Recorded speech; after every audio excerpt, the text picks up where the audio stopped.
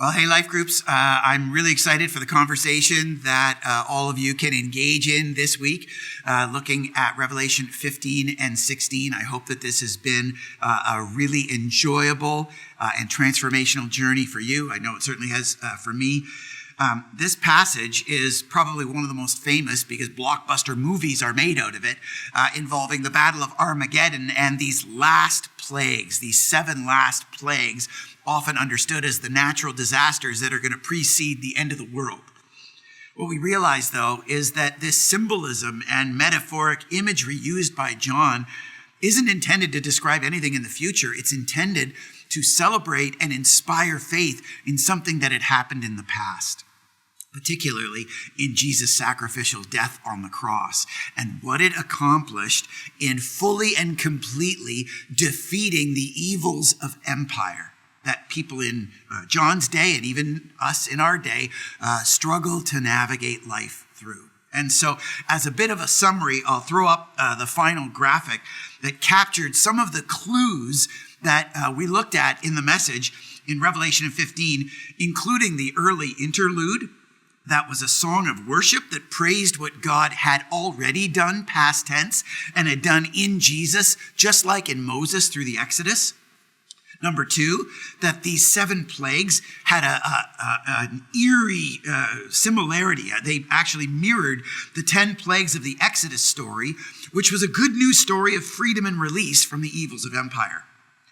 We talked about how Armageddon wasn't a real place. It was a play on words describing Har and Megiddo, heaven, now coming to places formerly known for battle and defeat. That Megiddo was a valley, Har means mountain, where the heavens meet the earth, and that something upside down was being communicated through that play on words. As well, number 4, the Battle of Armageddon actually never happened, so we think it's a real thing. It isn't. Number 5, that the past tense language used, culminating in the "it is finished" in the final plague, refers to what Jesus had already done. John was re-quoting a quote of Jesus that he had quoted in his gospel. And then in clue number 6, we discussed that the plagues weren't unleashed against people, but rather against Babylon, a concept that John was using to represent empire and the forces of empire, specifically power and money. And then number 7, that the plagues are actually better translated as beatings administered against these evil forces through Jesus' sacrificial death. That Jesus, in a sense, metaphorically, through his death, laid a full and complete beating because of his strong and settled opposition to evil. That's what the word wrath meant. On Babylon, on the ills and evils of empire, Jesus laid a beating on what in our world beats people down. And so the hope is that today we can have a great reversal of what this passage actually teaches compared to what Hollywood blockbusters might interpret it to say.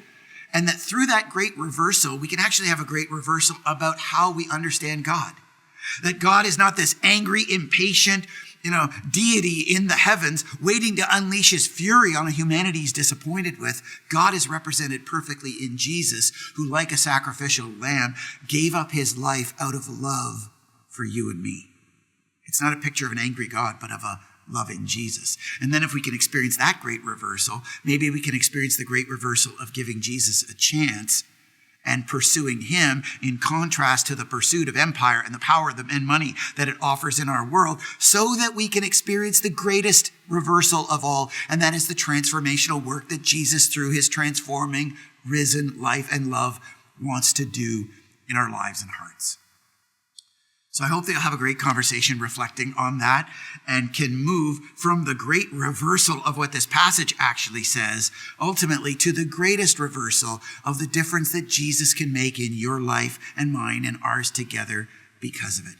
That's ultimately why we're trying to work through the book of Revelation, because it isn't intended to invoke fear, but as we've said, it's intended to inspire faith.